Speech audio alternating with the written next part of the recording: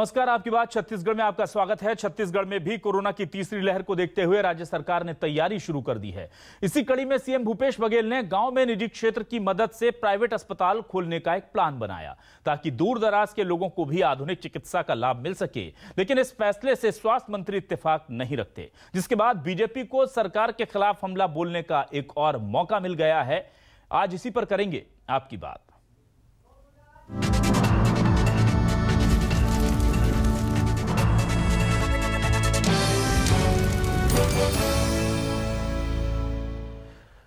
तो सीएम के फैसले से क्या स्वास्थ्य मंत्री इत्तेफाक नहीं रखते? और अगर ऐसा है तो फिर जाहिर सी बात है कि इस पर सियासत तो विपक्ष करेगा ही। पहले आपको दो बयान सुना देते हैं टीएस सिंहदेव स्वास्थ्य मंत्री और विपक्ष के प्रमुख नेता रमन सिंह का। हमको मजबूत करना है, तो जब हमारे पास पैसे की कमी है उस स्थिति में प्राइवेट सेक्टर को पैसे देना ताकि जिस स्थिति में वो पब्लिक से पैसा लेके उपचार करें, ये मेरे समझ के बाहर है। कौन सा डॉक्टर किस ग्रामीण क्षेत्र में जाके काम करेगा? सुकमा में जाके कोई विशेषज्ञ बैठ के काम करेगा निःशुल्क पैसे लेके? मैं इसके पक्ष में नहीं हूँ। आपसे चर्चा हुई है क्या? मेरे से चर्चा नहीं, मेरे से कोई चर्चा। टीएस सिंहदेव साफ शब्दों में स्वास्थ्य मंत्री कहते हैं कि ये उनकी जानकारी में नहीं है। ये बताता है कि छत्तीसगढ़ में सरकार कैसी चल रही है, किस प्रकार की स्थिति है। स्वास्थ्य जैसे सेंसिटिव इशू में, हेल्थ जैसे सेक्टर में जब ये हालत है तो बाकी मंत्रियों की भी क्या हालत होगी। इसका मतलब वन मैन शो चल रहा है। लोगों की आम राय बनाकर कैबिनेट में बैठकर किसी विषय में चर्चा नहीं होती। तो क्या हमारे नेता जो हैं या सरकार के जो मंत्री और मुख्यमंत्री हैं आपस में संवाद नहीं करते? ये बड़ा सवाल है। और इन्हीं सवालों के साथ आज न्यूज़ 24 मध्य प्रदेश छत्तीसगढ़ उठा रहा है कुछ सवाल। क्या है हमारे सवाल, आपको दिखाते हैं। छत्तीसगढ़ में तीसरी लहर को लेकर नया ऐलान। अब गांव में बिछेगा प्राइवेट अस्पतालों का जाल। स्वास्थ्य मंत्री को पसंद नहीं आया प्लान। योजना पर तकरार। यह बड़ा सवाल है कि क्या सरकार के बीच में संवाद की कमी है। इस पर बातचीत करेंगे हम खास मेहमानों के साथ। उससे पहले आपको सुना देते हैं कि कांग्रेस ने इस पूरे मुद्दे को लेकर क्या कहा है, क्योंकि यह भी जानना जरूरी है कि कांग्रेस ने इसे कैसे डिफेंड किया है। आइए सुनाते हैं कांग्रेस का पक्ष। कांग्रेस के जो अंदरूनी विषय हैं उन पर टिप्पणी करने के बजाय डॉक्टर रमन सिंह जी को इस बात पर ध्यान देना चाहिए कि भारतीय जनता पार्टी को फिर से अपने पैरों पर खड़ा करने के लिए क्या किया जा सकता है। ये एक जो भी है एक कांग्रेस पार्टी का सरकार का एक आंतरिक विषय है। इसके संबंध में मंत्री जी, मुख्यमंत्री जी बात कर लेंगे और इसका समाधान निकाल लेंगे। चलिए जल्दी से सीधे मेहमानों का रुख कर लेते हैं। हमारे साथ दो खास मेहमान रमेश बरलियानी जी, वरिष्ठ कांग्रेसी नेता जुड़ चुके हैं, और हमारे साथ महेश गागड़ा, पूर्व मंत्री, बीजेपी से जुड़े हुए हैं, वरिष्ठ नेता हैं बीजेपी के। दोनों का रुख करेंगे। रमेश जी, बहुत बहुत स्वागत है आपका न्यूज़ 24 मध्य प्रदेश छत्तीसगढ़ पर, और महेश जी आपका भी स्वागत है न्यूज़ 24 मध्य प्रदेश छत्तीसगढ़ पर। सबसे पहले मैं जानना चाहूंगा रमेश जी, कैसे, जैसे सुरेंद्र शर्मा जी को मैं सुन रहा था कि कांग्रेस के अंदरूनी मामलों में बीजेपी को बोलने की जरूरत नहीं है। सर, सबसे पहले तो मुझे यही बता दीजिए कि स्वास्थ्य को लेकर के कोई नीति अगर बनती है और उसमें सरकार के बीच में संवादहीनता नजर आती है तो स्वास्थ्य तो जनता का विषय हो गया सर। विपक्ष चलिए सियासत तो करेगा ही, विपक्ष का काम है, लेकिन जनता का विषय सर, इस पर तो मैं कहता हूं कि एक आम आदमी को भी बोलने की इजाजत होनी चाहिए अगर कुछ ऐसा है तो।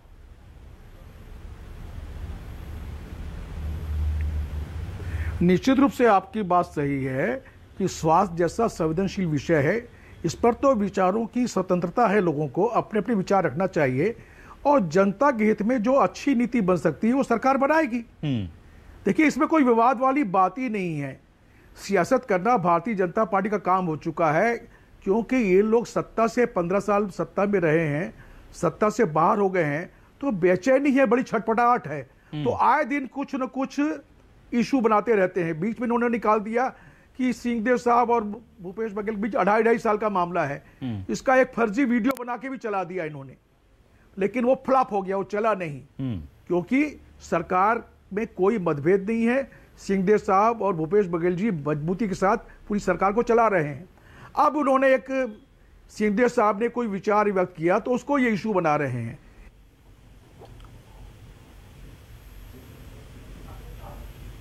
लगता है आवाज आपकी मिल नहीं रही रमेश जी, कुछ तकनीकी दिक्कत है। मैं तब तक महेश जी के पास आता हूं। महेश जी, वो मुख्यमंत्री का विचार है। जी जी, मिल गई है सर आपकी आवाज। ठीक है ठीक है, मिल गई है सर। मिल रही है? जी जी जी, बोलिए। तो मेरा यह कहना है कि मुख्यमंत्री जी ने एक प्लान बनाने के लिए उद्योग विभाग को कहा कि कोरोना की तीसरी लहर के पहले ग्रामीण अंचल में स्वास्थ्य सुविधाओं में एक निजी क्षेत्र की सुविधा का सहयोग भी लिया जा सकता है।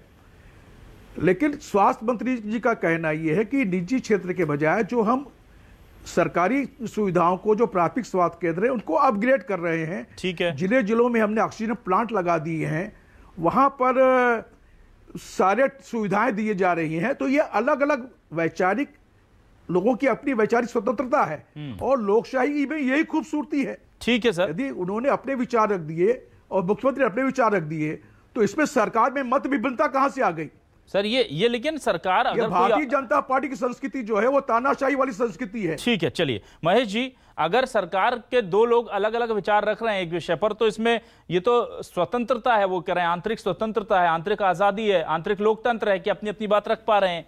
बीजेपी को इसमें दिक्कत कहां हो रही है? बीजेपी की दिक्कत नहीं है, दुर्भाग्य छत्तीसगढ़ का है। मुख्यमंत्री और स्वास्थ्य मंत्री बीच में तालमेल नहीं है, जिसका सीधा सीधा नुकसान कोरोना काल में देखने को मिला। छत्तीसगढ़ के जो लोगों को जनहानि हुई है, जो दूसरी लहर जो आई थी, लॉकडाउन लगाने के लिए कलेक्टर और स्वास्थ्य मंत्री मुख्यमंत्री ताक रहे थे, मुख्यमंत्री असम में थे। इनकी विवाद के कारण छत्तीसगढ़ को बहुत बड़ा नुकसान उठाना पड़ा। और भारतीय जनता पार्टी मानते रही है कि छत्तीसगढ़ में कांग्रेस सरकार आने के बाद स्वास्थ्य सुविधाओं में किसी तरह से बढ़ोतरी नहीं हुई है, न जनता को सुविधा मिल रहा है। मुख्यमंत्री जी ने स्वीकार कर लिया कि सरकारी जो हॉस्पिटल उसमें कोई तरह सुविधा नहीं है, प्राइवेट लाइसेंस किया जाना चाहिए, स्वास्थ्य सुविधा गांव तक जाना चाहिए। इसका मतलब ये है कि स्वास्थ्य विभाग का काम होना चाहिए, गांव में स्वास्थ्य सुविधा होना चाहिए। उद्योग विभाग उसको इम्प्लीमेंटेशन क्यों करेगा? रमेश जी बोल रहे थे उद्योग विभाग उसको कार्य योजना बनाएगा। मामला स्वास्थ्य का है, स्वास्थ्य विभाग उसको कार्य योजना बनाएगा। तो कार्य योजना जब बनाने का काम स्वास्थ्य विभाग का है, स्वास्थ्य मंत्री पता नहीं है, रमेश जी बोल रहे कि उद्योग विभाग बनाएगा। उद्योग विभाग काम उद्योग लगाने का है, उद्योग मंत्री लखमा जी को बना दिए हैं। ठीक है रमेश जी, लग नहीं रहा है, उद्योग बड़ा गंभीर सवाल है सर। आप लोगों ने हेल्थ को भी क्या उद्योग या पैसे कमाने का तंत्र बना लिया है सर? क्या हेल्थ को भी आप एज अ इंडस्ट्री ट्रीट करने जा रहे हैं छत्तीसगढ़ में? इस तरह की कुछ दिशा निर्देश, कुछ सोच बन रही है क्या? क्योंकि उद्योग विभाग को कह दिया, और खास बात है कि जो मेन विभाग है स्वास्थ्य मंत्रालय, उसके मंत्री को पता ही नहीं सर, और वहां पर एक कार्य योजना बनाने को भी कह दिया। तो ये सोच जो है, इसको लेकर के शंका पैदा हो रही है सर। नहीं, देखिए ये बहुत, देखिए शंका करने का कोई मतलब ही नहीं है। उद्योग विभाग में इंडस्ट्री और सेवा क्षेत्र दोनों आते हैं। तो स्वास्थ्य वाला जो है वो सेवा क्षेत्र में आता है। ठीक है। इसलिए सेवा क्षेत्र को क्या सुविधाएं दी जा सकती है, इसलिए उद्योग विभाग कार्य योजना बनाने की बात कही है। और लेकिन ये कोई फैसला थोड़ी हुआ है, कोई कैबिनेट में फैसला थोड़ी हो गया है। एक योजना बन रही है, उसमें सबके अपने भी विचार हैं। और लोकशाही की खूबसूरती इसी में है कि नए नए विचार आए, नए विचारों से ही कोई अच्छी नीति बनती है। ये भारतीय जनता पार्टी की संस्कृति है तानाशाही वाली। प्रधानमंत्री नरेंद्र मोदी जी ने नोटबंदी कर दी, वहां के वित्त मंत्री अरुण जेटली को पता नहीं था, जबकि नोटबंदी का विषय वित्त मंत्रालय का आता है। जीएसटी की घोषणा कर दी प्रधानमंत्री जी ने, वित्त मंत्री को पता नहीं है। तो ये भारतीय जनता पार्टी का कल्चर है, वो अपने कल्चर में जीना चाहते हैं, हम लोकशाही में जीना चाहते हैं। तो इसको इस संदर्भ में देखना चाहिए, न कि सियासत करना चाहिए। और गागड़ा जी जो कह रहे थे, हेल्थ सेक्टर में जितना अच्छा काम छत्तीसगढ़ में हुआ है, उसकी प्रशंसा केंद्रीय स्वास्थ्य मंत्रालय ने की है। सबसे ज्यादा यहां वैक्सीनेशन है, सबसे ज्यादा कोरोना काल में ऑक्सीजन का संकट पूरे देश में था। लेकिन भूपेश बघेल जी और सिंहदेव साहब के संयुक्त प्रयास से यहाँ कोरोना मरीजों को दवाई, ऑक्सीजन, बेड, ठीक है सर। सारी संजीव गुप्ता जी ने हमें ज्वाइन कर लिया है। संजीव जी, बहुत स्वागत है आपका। आप थोड़ा लेट हो गए, लेकिन सर यहाँ बड़ा एक दिलचस्प डिबेट है। और डिबेट ये है कि ये कहना है बीजेपी का कि स्वास्थ्य मंत्री और बना के रखा है, वहाँ पे बस्तर बेहतर करके रखा है, मेडिकल कॉलेज है, तमाम चीजें बस्तर में भारतीय जनता पार्टी समय की देन है। जो बस्तर स्वास्थ्य, महेश जी मैं आ रहा हूँ आपके पास, एक बार संजीव जी को भी इन कर लेते हैं। संजीव जी, सीधी सी बात मैं पूछना चाहता हूँ कि केंद्र की जब बात आती है तो वो कहते हैं सब प्राइवेट कर डालिए, क्योंकि हमें लोगों को कॉम्पिटिटिव रेट और कॉम्पिटिटिव सेवाएं देनी है, इसलिए हम प्राइवेट कर देंगे कितनी चीजें प्राइवेट हुई किसी से छिपा नहीं। और छत्तीसगढ़ की सरकार मन बना रही है, हालांकि अभी फैसला नहीं हुआ है, बरलियानी जी बार बार कह रहे हैं, लेकिन मन बना रही है कि प्राइवेट सेक्टर को ग्रामीण क्षेत्रों के स्वास्थ्य की जिम्मेदारी दे देनी चाहिए। ये प्राइवेटाइजेशन सर छत्तीसगढ़ के, वो भी सीधे हेल्थ से, कैसे देखते हैं आप इसे?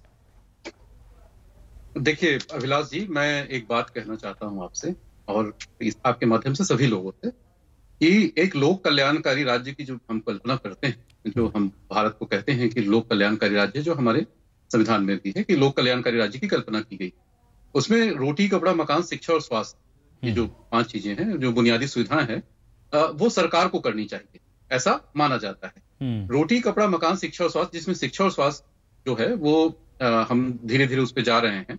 लेकिन हुआ यह है दुर्भाग्य से इस देश में कि शिक्षा और स्वास्थ्य का हमारे देश में निजी हाथों में सौंप दिया गया है। और महंगी शिक्षा और महंगा स्वास्थ्य की वजह से, मैं दावे के साथ भी कह सकता हूं और मैं इसको मैं बिल्कुल जिम्मेदारी से कह रहा हूं कि महंगी शिक्षा और महंगे स्वास्थ्य की वजह से ही इस देश में भ्रष्टाचार का एक सबसे बड़ा कारण ये भी है। अब दूसरी बात यह है कि किसी भी देश में अगर हम शिक्षा और स्वास्थ्य के प्राइवेटाइजेशन या निजीकरण की ओर जाते हैं तो हमें बहुत सारी दिक्कतों का सामना करना पड़ता है। मैं आपको बता दूं कि हमारे देश में अभी भी स्वास्थ्य पे जीडीपी का बहुत ज्यादा खर्च नहीं किया जाता। मेरे ख्याल से जो पिछले जो रिपोर्ट्स जो मैंने पढ़ रहे थे उसमें 2-3% से ज्यादा जीडीपी का खर्च नहीं हुआ है हमारे पूरे देश में। और ये स्थिति देश के साथ, देश है तो स्वाभाविक रूप से राज्य में भी होगी।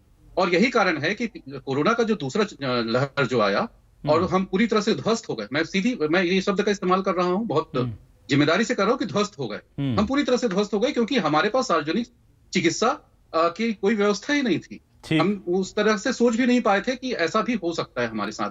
हालांकि लोगों का ये भी कहना है कि बड़े बड़े देश जैसे इटली जैसे जो देश हैं जहां पे काफी अच्छी स्वास्थ्य व्यवस्था मानी जाती है, उसके बावजूद भी वो भी नहीं संभल पाए तो हमारा देश। लेकिन सबसे बड़ी बात यह है कि जब आप स्वास्थ्य पे खर्च ही नहीं करना चाहेंगे, शिक्षा पे खर्च ही नहीं करना चाहेंगे या और उसको सीधा सीधा निजी हाथों में सौंप देंगे। और निजी हाथ का मतलब क्या होता है? निजी हाथ का मतलब है कि निजीकरण किसी भी चीज का होता है तो वो अपना फायदा देखेगा, वो अपनी तरीके से करने की कोशिश करेगा। और यही कारण है कि हमारे छत्तीसगढ़ में भी, मैं कई बार इस मामले को भी उठाने की कोशिश किया हूं कि हमारे छत्तीसगढ़ में भी अगर इसी कोरोना के समय, हम कोरोना का ले लेते हैं, कोरोना के समय में जब निजी अस्पताल में जब गए हैं लोग, तो केवल जो लोग तो जिनकी मृत्यु हुई है उनको हुई है, जो वापस आए हैं तो अपना सारा चीज लुटाकर वापस आए हैं, अपने सारे जायदाद, अपनी सारी संपत्ति लुटाकर आए हैं। तो निजी व्यवस्था अगर आप किसी भी चीज की करनी चाहेंगे तो मुझे ऐसा नहीं लगता कि उसका कोई बहुत बड़ा फायदा होगा। मुझे ऐसा लगता है कि जो सार्वभौमिक चिकित्सा जो सेवा की जो बात की जाती है हमारे देश में, उसकी व्यवस्था सरकार को गंभीरता के साथ करनी चाहिए। अभी भी समय नहीं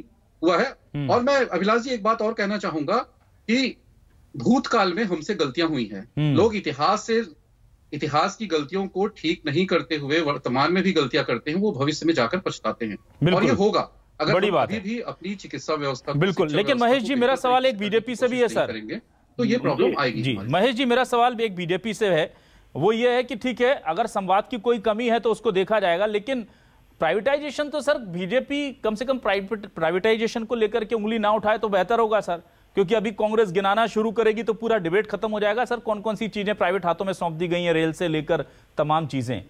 तो रेल अपनी जगह पे अभिलाष जी स्वास्थ्य तक भी बात कर रहे हैं, स्वास्थ्य गरीबी से जुड़ा हुआ है। अब रेलवे का प्राइवेटाइजेशन की बात हो रही है तो केंद्र में क्या क्या है लिस्ट, ठीक है, जिस दिन उसके विषय में डिबेट करेंगे उसके डिबेट में बैठेंगे। अब छत्तीसगढ़ जैसे गरीब राज्य में, आदिवासी बहुल राज्य में आप शिक्षा जैसे मूलभूत जो चीज है, बेसिक चीज को आप प्राइवेटाइजेशन करने जाएंगे और दो, ठीक है, आप करने जा रहे नहीं करने बात की बात। अब मुख्यमंत्री और स्वास्थ्य मंत्री क्यों नहीं पता भाई आप राज्य को क्या करना चाहते हैं? अब तीसरी लहर की हम बात कर रहे हैं, तीसरी लहर में आप बेसिक को देंगे। अब बस्तर में देखिए कितने प्राइवेट हॉस्पिटल है, आप किसको सपना देना चाह रहे हैं वहाँ पे? इसका मतलब सीधा सीधा ये है कि आप वहाँ जो शासकीय हॉस्पिटल है उसको आप निजीकरण करने जाएंगे, निजीकरण हाथ तो सौंपेंगे उसको, ताकि तीसरी लहर आने से पहले वो वहाँ पे अस्पताल प्राइवेट हाथ में चल दे और जो तीसरा लहर कोविड का है उसको संभाले।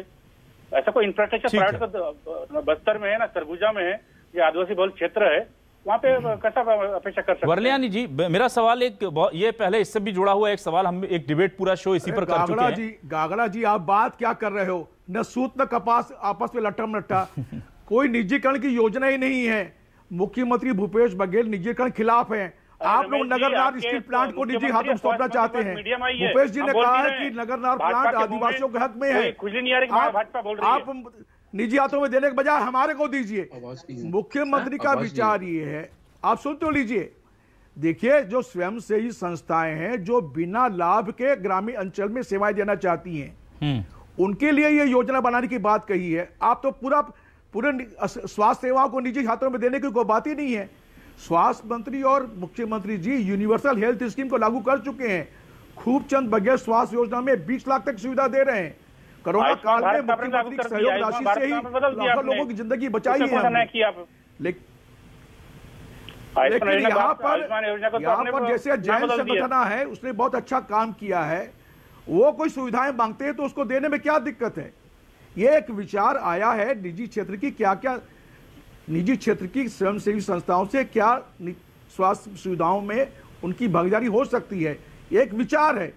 अभी कुछ हुआ नहीं, आपने कहा स्वास्थ्य को निजी क्षेत्र में दे रहे हैं। शिक्षा का सवाल है, इंग्लिश मीडियम की स्कूल स्वामी आत्मानंद जी के नाम पर भूपेश बघेल जी ने योजना लाई है। लेकिन रमेश जी मेरा एक सीधा सवाल है, रमेश जी मेरा सवाल है कि सरकारी स्कूलों में 63 बल्कि 65% के आसपास, अगर मैं सही हूं, इससे ज्यादा होगा, कम नहीं होगा, ये मैं तय कर सकता हूं कि स्पेशलिस्ट जो डॉक्टर है उनके पद खाली पड़े हुए हैं। नर्सिंग स्टाफ, पैरामेडिकल स्टाफ, तमाम लोगों के पद जो है वो 50% से ज्यादा छत्तीसगढ़ में खाली पड़े हुए हैं।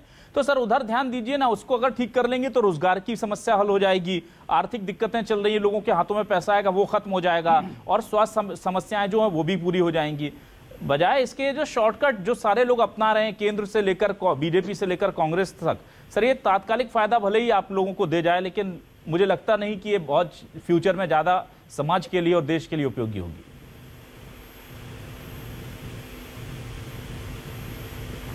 अभिलाष जी, आपकी बात सही है कि जो कमियां हैं उसको पूरा करने की दिशा में स्वास्थ्य मंत्री लगातार प्रयास कर रहे हैं। यूनिवर्सल हेल्थ स्कीम की सारी योजनाएं का एक खाका तैयार है, उस दिशा में काम कर रहे हैं, और जो भी पद रिक्त हैं उनको भरने की दिशा में भी काम हो रहा है। लेकिन मैं बता दूं, कांग्रेस पार्टी शिक्षा और स्वास्थ्य को निजी हाथों में सौंपने के पक्षधर नहीं है। एक कोरोना काल की विशेष परिस्थिति को देखते हुए एक विचार मुख्यमंत्री के ध्यान में आया है कि स्वयंसेवी संस्थाओं से सेवा क्षेत्र में क्या सहयोग लिया जा सकता है। ठीक है, लेकिन भारतीय जनता पार्टी को इसमें कोई सियासत करने का कोई मतलब ही नहीं है। संजीव जी, ये एक विचार है और ये बहुत प्राथमिक स्तर पर ये कहा गया संजीव जी, लेकिन साथ ही क्यों कर रहे हैं आप? आंतरिक मामला है, दोनों बैठ के बात करें, बात मीडिया में क्यों आती है? ठीक है, बात बाहर आएगी तो बोलेंगे लोग। मैं उसी सवाल पर आ रहा हूँ महेश जी, आपके पास भी आ रहा हूँ। बात करें कैबिनेट में फैसला, अभी कोई निर्णय थोड़ी हो गया है ना, ठीक है, लेकिन मैं विचार है जी, आपकी हैसियत क्या थी रमन सिंह के कार्यकाल में? कर रहे हैं आप तो नाम के मंत्री थे, कहा कि मुझे पता नहीं है, आप तो बोल ही नहीं पाते थे। कर रहे हैं अरे आपके मुख्यमंत्री के समय में अभी अग्रवाल ने कुछ कहा तो उनके खिलाफ जांच बैठा दी, अमर अग्रवाल ने विरोध किया तो उनको मंत्रिमंडल से निकाल दिया। आपके यहाँ विचारों की आजादी नहीं है, ठीक है, हमारे अभिव्यक्ति की आजादी, अभिव्यक्त करने का अधिकार ठीक है। रमेश जी, आपके यहाँ लोकशाही संजीव जी ये जो पूरा मामला है, आपको लगता है ये संवादहीनता का मामला है? क्योंकि स्वास्थ्य मंत्री कह रहे हैं कि इस बार मुझसे बात नहीं की गई, और रमेश जी कह रहे हैं कि उद्योग विभाग को एक प्राइमरी रिपोर्ट बनाने के लिए, ब्यौरा बनाने के लिए कहा गया है कि इसमें क्या फिजिबिलिटी है, क्या पॉसिबिलिटी है, उसको एक बार चेक कर लिया जाए। आपको लगता है कि सरकार के बीच में ये संवादहीनता ठीक नहीं, और बार बार दो बड़े ध्रुवों के बीच में अगर ये चीजें सामने आती हैं तो फिर बीजेपी क्या गलत कर रही है? सियासत तो करेगी सर। देखिए अभिलाष जी, सबसे बड़ी बात यह है कि मेरी भी बात हो रही थी स्वास्थ्य मंत्री जी से, टी.एस. सिंहदेव जी से, उनका भी सीधा सा कहना था कि मुझे इस बारे में कोई जानकारी नहीं थी और मुझे मीडिया के माध्यम से जानकारी मिली है। अब आपको ये बता दूं कि मीडिया को जो जानकारी मिली है वो सरकार के जनसंपर्क विभाग के माध्यम से मिली है, सरकार के माध्यम से जानकारी मिली है मीडिया को। ऐसे समय में जब सरकार के माध्यम से मीडिया को जानकारी मिल रही है तो सरकार के जो सबसे वरिष्ठ नेता हैं, वरिष्ठ मंत्री हैं, अगर उनके पास जो उनके विभाग का मामला है, सबसे बड़ी बात यह है कि उनके विभाग का मामला है, और अगर उनके पास ये जानकारी नहीं है तो निश्चित तौर पर संवादहीनता की तो ये बात ही है। और मुझे लगता है कि संवादहीनता के साथ साथ ये जो मुझे ऐसा लग रहा है कि जो अंदरूनी जो खींचतान जो है सरकार के बीच में, वो अब बिल्कुल सामने आ चुका है। स्वास्थ्य मंत्री का सीधा सीधा ये कह देना कि ये ठीक नहीं है, क्योंकि अब रमेश जी कह रहे हैं कि ये फैसला नहीं है, ये तो केवल एक कोशिश है, एक विचार है जिसको हम कह रहे हैं। हालांकि जो हमको जो जानकारी मिली है उसके हिसाब से उद्योग विभाग को 10 दिनों के भीतर में इसकी कार्य योजना तैयार करने के निर्देश भी दिए गए हैं। अब सरकार क्या कहती है इस मामले में और क्या नहीं कहती है, क्या सरकार करती है, स्वास्थ्य विभाग का मामला है, स्वास्थ्य मंत्री जी से नहीं पूछा गया। अगर इस तरह की चीजें आ रही हैं तो स्वाभाविक रूप से, और जब आप बिल्कुल सही कहना है आपका कि भारतीय जनता पार्टी विपक्ष में है और भारतीय जनता पार्टी को एक बैठा बिठाया मुद्दा मिल गया, वो तो, और राजनीति दल है भारतीय जनता पार्टी, तो राजनीति करेगी इस पे, उसको तो कोई इसकी दिक्कत नहीं है। दिक्कत ये है कि जो संवादहीनता की स्थिति है जो सरकार के बीच में, उसको दूर करनी चाहिए, जो कंफ्यूजन की स्थिति है उनको दूर करनी चाहिए, मुझे ऐसा लगता है। बिल्कुल महेश जी, आपको लगता है कि ये ना सिर्फ सरकार के बीच में संवादहीनता की स्थिति है, बल्कि विचारों को लेकर के भी बहुत स्पष्टता नहीं है सरकार में? क्योंकि जिस तरह से रमेश जी कह रहे हैं कि प्राइवेटाइज नहीं कर रहे हैं, बल्कि वो निजी क्षेत्र के एनजीओ जो हैं, नॉन प्रॉफिटेबल ऑर्गेनाइजेशंस जो हैं, उन्हें आगे ला करके उनकी मदद करके स्वास्थ्य सुविधाओं को सुधारना चाहते हैं। अभिलाष जी, यहाँ पे मुख्यमंत्री और स्वास्थ्य मंत्री बीच की बात नहीं है, अधिकारी भी असमंजस में है। अभी कोविड का एक सर्टिफिकेट जारी हुआ, ट्विटर में, सोशल मीडिया में चल रहा है। भूपेश बघेल जी भी मुख्यमंत्री हैं, टीएस बाबा भी मुख्यमंत्री हैं। इस तरह सर्टिफिकेट बना के एक टीकाकरण जो मिलता है लाभार्थी को दिया जाता है, तो अधिकारी भी इसमें असमंजस है कि मुख्यमंत्री किसको बताएं। तो 2.5 साल लड़ाई, आंतरिक लड़ाई चली रहा है इनका, टेक्निकल त्रुटि हो गई लड़ाई में उसको आप इशू बना रहे हैं। अरे रमेश भैया, मेरे बोले तो प्रधानमंत्री, आपके प्रधानमंत्री जांजगीर में सर्टिफिकेट बांटे हैं, इस तरह की गलतियां हो जाती हैं। दो फोटो है, दोनों माननीय मुख्यमंत्री दर्शाएगा। अरे तकनीक की गलती है भाई, वो तकनीक की गलती को आप थोड़ी मानते हैं। समझ में आपका एक फेल हो गया था प्रधानमंत्री मोदी जी का, क्या करके रखे आप लोग सरकार चला रहे हैं कि कोई असमंजस में नहीं है। रमेश जी अंतिम कमेंट आप दीजिए। रमेश जी वक्त कम है, रमेश जी प्लीज वक्त कम है। मैं आपसे सिर्फ ये जानना चाह रहा हूं छत्तीसगढ़ की जनता के बिहाव में, क्योंकि पूरी छत्तीसगढ़ की जनता अभी जो कोरोना काल में प्राइवेट अस्पतालों के हाथों से जिस तरह लुटी पिटी मरी और बर्बाद हुई है, वो सबने देखा है। अब वो ये जानना चाहती है पूरी छत्तीसगढ़ की जनता कि क्या आप स्वास्थ्य विभाग की सुविधाओं को ग्रामीण क्षेत्र में प्राइवेटाइज करने जा रहे हैं, हाँ या नहीं? सर,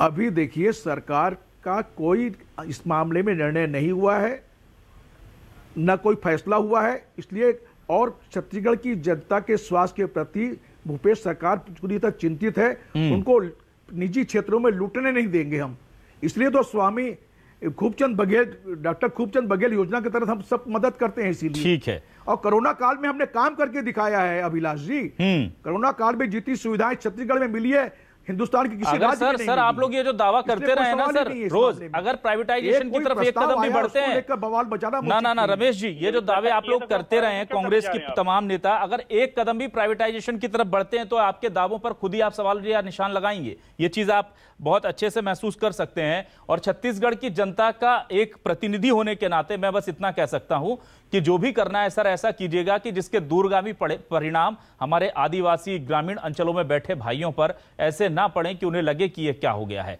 क्योंकि एक प्राइवेटाइजेशन केंद्र की तरफ से जो एक दौर चल रहा है, उससे तो मारे हुए हैं ही। रेल में बैठते हैं तो आह करते हैं, अस्पताल में जाने से भी आह ना निकले, इसका ख्याल कम से कम प्रदेश की, छत्तीसगढ़ की कांग्रेस सरकार रख लेगी तो बेहतर होगा। और रमेश जी, रही बात संवादहीनता को लेकर सियासत की, तो ये बड़ी अजीब सी बात है सर कि जिन दो नेताओं के बीच में गैप की बात आती है, त्रुटियां भी उन दोनों की फोटो को लेकर के हो जाती हैं। ये दुस्संयोग हो सकता है आपके लिए कि बार बार इन चीजों को लेकर आपको सफाई देनी पड़ती है, और ये जानबूझ करके नहीं किया गया होगा, मैं समझ सकता हूं। त्रुटियां ये तकनीक की त्रुटि हो सकती है, लेकिन संयोग देखिए ना सर कि उन्हीं नेताओं के बीच आता है, कोई और मंत्री नहीं होता उसमें, तो इसको लेकर सियासत हो रही है। प्राथमिकता में जी